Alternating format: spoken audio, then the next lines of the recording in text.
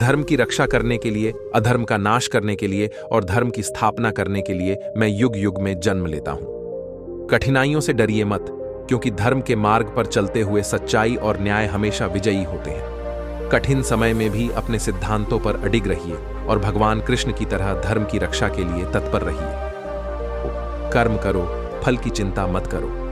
विचार: कर्म किए जा, फल की चिंता मत कर। कैप्शन: सफलता का सबसे बड़ा राज है अपने कर्म पर विश्वास और फलों की चिंता छोड़ देना।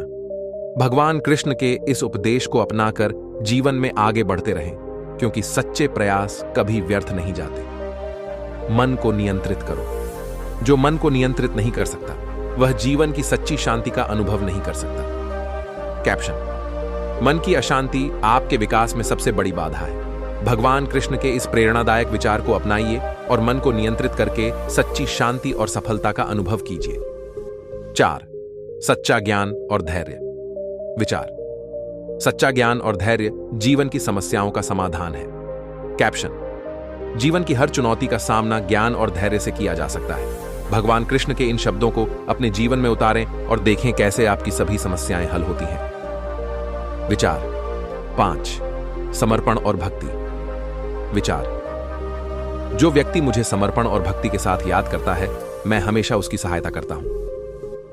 कैप्शन: समर्पण और भक्ति के साथ भगवान कृष्ण को याद करें, क्योंकि वे सच्चे भक्तों की हमेशा मदद करते हैं। अपने विश्वास को मजबूत करें और देखें कि कैसे भगवान आपके जीवन को संवारते हैं। 6. स्वधर्म और परमार्थ। विचार: अपना स्वधर्म निभाना सबसे बड़ा कर्तव्य है, चाहे वह कठिन क्यों ना हो। कैप्शन: स्वधर्म का पालन करना ही सच्चा कर्तव्य है।